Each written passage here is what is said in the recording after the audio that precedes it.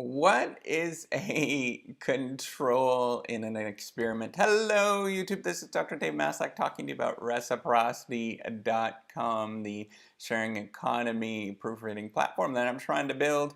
Today, I want to talk to you about this is part of my series on being a complete nerd. I'm calling it Nerd Out Wednesdays, and this is all about words and science that you might hear. And what I wanted to talk about was the controls, or sometimes you hear people talking about a controlled experiment, for example. So these are, I'm just going to jump right into it. So a control is something that allows you to control the different conditions under which a experiment is run or a study is run. And so there's two different types of controls.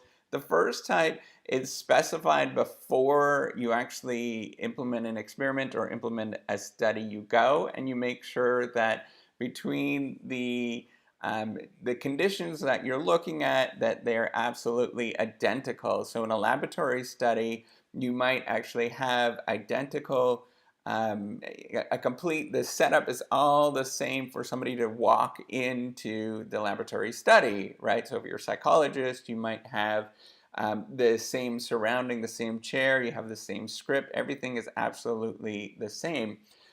And if you're looking at from, say, a chemistry experiment or a high school science experiment, you want to make sure when you look at the two different the conditions that you're looking at, that everything is controlled within it, right? So you have the same, say, for example, you're looking at the effects of color dye in water. You want to make sure that the water is at the same temperature, that you're doing it roughly on the same day, because there might be barometric changes, pressure changes in the air, all these kind of different things. You want to make sure it's as similar as possible when you're doing this.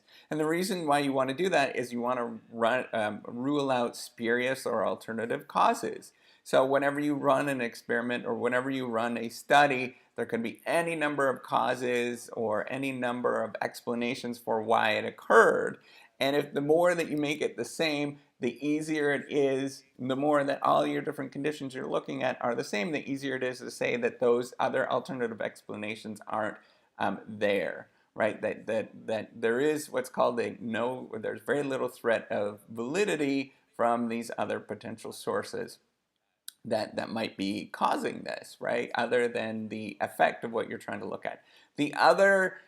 The second form of a control is a controlled variable or a control variable. What you do is, this is after the fact, and I can get into this maybe in a future video if people are interested. You can get into different regressions and look at regressions, and that is, you're using a control variable to rule out possible explanations after the fact. These are things that you couldn't necessarily control for, or you didn't control for. It's very difficult to do. So for example, gender, if you sometimes you can randomize your experimental conditions across a gender, but sometimes it's really difficult to do that for whatever experimental setup you're looking at. So, or maybe you run your experiment on multiple days, or you're running your study on multiple days.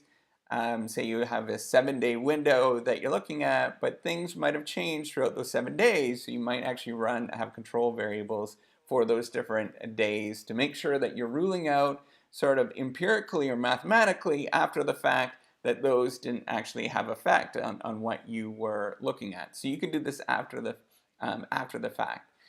That is not necessarily as strong as doing it before the fact and ruling out all the possible alternative explanations before you actually run the study, but it's often used. And if those of you who are looking at sort of large data sets and stuff like that, that is probably often the only thing that you can do when you're looking at large data sets that are publicly available. So that's all I wanted to talk about, is the fact of that you have these two different kinds of controls before you actually run a study and after you run a study. There's one component that probably is important that I should talk about, is that the fact of randomization between different conditions can actually rule out many of these alternative explanations as long as you are randomized across identical conditions. It's only when the conditions are different, or you sort of believe that there's conditions that are different between them, that you can go after the fact and sort of rule these out. So that's it. If you like these videos, if you think that they are useful and they're helping you out, please do subscribe to the YouTube channel. And every Wednesday, I'm going to be putting out different videos for words in science and me just being a complete nerd and talking about all the things that I love. The other thing that if you want to be part of the Reciprocity project is a sharing economy proofreading platform that I'm trying to build out. You can go onto the website and see what I'm trying to do. You can also look at other past videos where I talk about all the different things I'm trying to do and why I'm actually talking about science and why it's so incredibly important. So you can check those out. You can look at the really old ones. I'm just awful in there. But that's okay, right? So anyways, that's all I wanted to say. Take care and have a good day. Bye.